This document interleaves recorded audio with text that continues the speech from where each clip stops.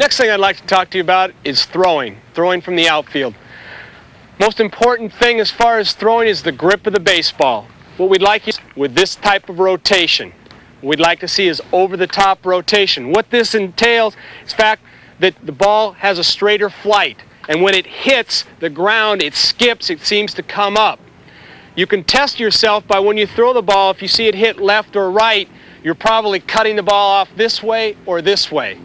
You want to come straight over the top and have the ball come right out of your fingertips, right over the top. The proper technique for throwing is, number one, using the crow hop as you come up. I'll demonstrate this off of a ground ball. As you take the ball here, you come up into your crow hop, take the ball out of your glove in the four seams, rotate, closing your shoulder to the target, and if you'd like, you can keep your arm up in this area here. Rotate with the shoulder, take your crow hop, and then throw to the target with a good follow-through, just like a pitcher would. When you pick up your target, throwing as an outfielder, you'd like to hit the cutoff man right in the chest. Once you've done that, your job is done. Let me go ahead and show you the mechanics one more time on a good throw to the cutoff man.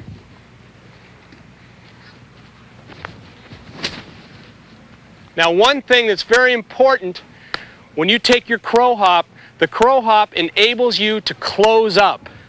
If you do not close up towards the target and you come open, it puts a tremendous amount of pressure on your throwing shoulder, and you could develop some throwing discomfort in your shoulder. So it's very important that when you come up and take what we call our crow step, that we point our shoulder to the target, take that little hop, and put your momentum towards your throw.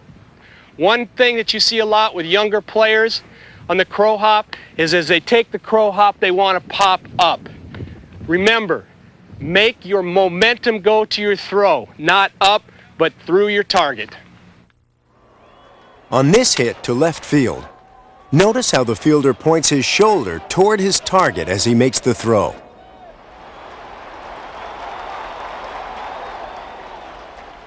The next thing I'd like to talk to you about is the fly ball. There's two types of fly balls. The basic fly ball with nobody on base, and the one where there might be a possible throw involved with a man tagging on base. The first, come to a ready stance. As the ball's hit, you take your drop step, you get behind the ball. As the ball's coming down, you get your legs flexed, you get your hands up, you try and catch the ball over your throwing shoulder with your off throwing hand behind the glove and watch the ball into the glove. Notice my legs are flexed and my weight is on the balls of my feet. Watch this outfielder approach a fly ball. His legs are flexed, his weight is on the balls of his feet. He uses two hands and he catches the ball over his throwing shoulder. Remember, always use two hands. The second fly ball is a one where there could be a possible tag situation. In that one, we want to get behind the ball. It's very important that we get behind the ball and get our momentum going through to have a possible throw. In this situation, again, we get in our good ready stance. We're ready, get our hands out in front. As the ball's hit and we pick it up, we drop back, pick up the ball, and stay behind the ball. You wait behind the ball. As the ball comes down, we start forward, and as the ball would hit, say here, we come through it and catch it at this point here and follow through. So we have momentum going to the bag we want to throw to. Notice how this outfielder stays behind the ball as it comes down. He's moving forward as he makes the catch and has the momentum to make a strong and accurate throw.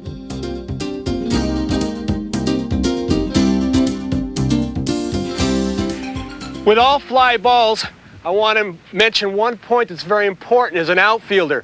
When you start running after a fly ball, if you do not stay on the balls of your feet, your eyes tend to bobble. At that point, it's very hard to follow the ball bouncing like this. Outfielders take care of this by running on the balls of their feet as shock absorbers, and it keeps your eyes from bouncing. So again, if you're having problems picking up a fly ball that you're running for, you're probably not running on the balls of your feet.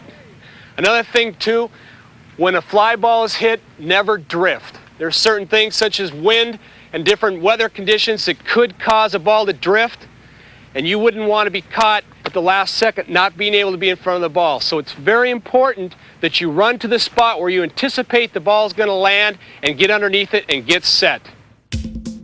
On this fly ball, the outfielder quickly goes to the spot where he anticipates the ball will land and sets himself to make the catch.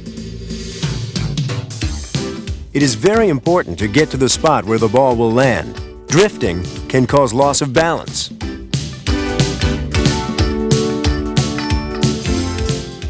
The next thing I'd like to talk to you about is ground balls. Two basic types of ground balls. Ground ball with nobody on base, and obviously with a runner on base where there might be a possible throw. An outfielder is the last line of defense. With nobody on base, it's very, very important that you knock that ball down. In this situation, we just want to use a good infielder stance, come in, get your rear down on the balls of your feet, look the ball into your glove. Very simple, but the most important thing is to come up in a ready position and stop that runner from advancing to second base. I would basically, as I come in, charge to the ball. Do not let the ball come to you, but be under control. Under control the last 10 feet, come set, and as you look the ball into the glove, turn and get the ball in as quickly as possible, trying to hit the cutoff man right in the chest. Very important to get the ball in as quickly as possible. Once you've done that, you've done your job as an outfielder. As this ground ball gets through the infield, the center fielder charges the ball, following it all the way into his glove. He bends his knee and quickly comes up ready to throw the ball back to the infield. With nobody on base, it is important for the outfielder to get his body in front of the ball and make a quick throw to keep the batter at first base.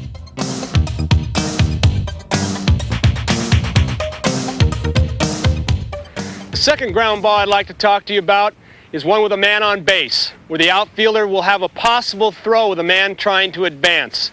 In this situation, we cannot afford to come in and stop our momentum. We want momentum going through the ball, coming up, making a throw to that bag. This is done by charging the ball again as we do with nobody on base to shorten up the distance. But when we field the ball off to the side here. The most important things is legs bent and head up. Too many times we find young players put their head down and do not see the ball into the glove. Watch the ball into the glove here, come up, you rotate onto your right foot, turning your shoulder to the target, and make what we call a crow hop. Here, hop, and throw.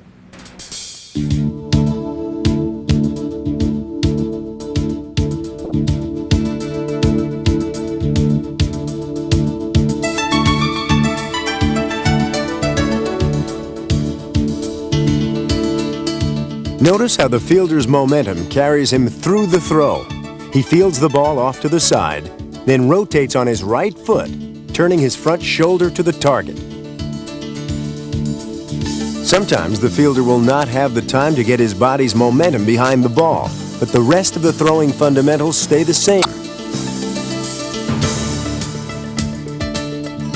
He plants his feet, watches the ball into the glove, comes up and turns his shoulder toward the target.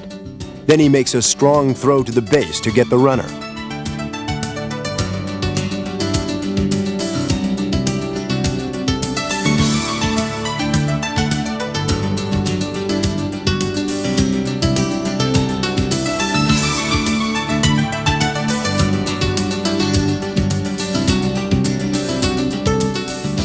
Remember, the more momentum a fielder has, the stronger the throw will be.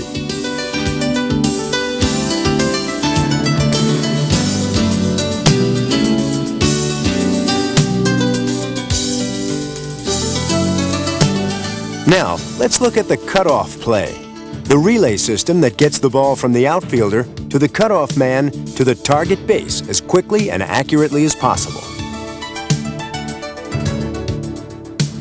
Note that on a cutoff play, the fielders are aligned with the target base and they must communicate with each other. The fielder at the base instructs the cutoff man where to stand, so he is able to relay the throw as quickly and efficiently as possible.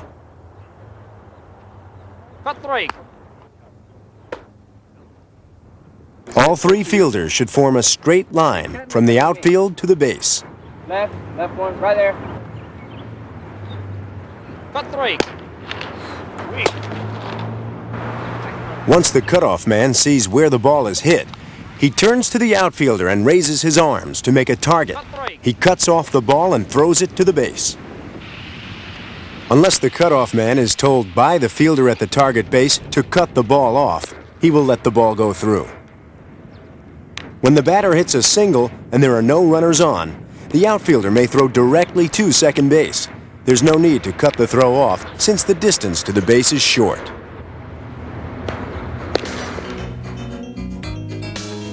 On a ball hit all the way to the fence, it's nearly impossible for the outfielder's throw to reach the base directly. The cutoff man should come to the shallow part of the outfield to relay the throw.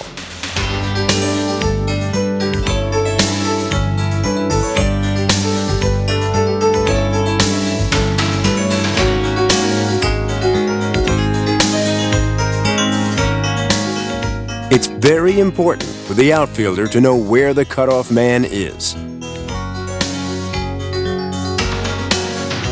On this play, even though the fielder is running hard and cannot see the cutoff man, he throws to the correct spot and is able to get the runner out.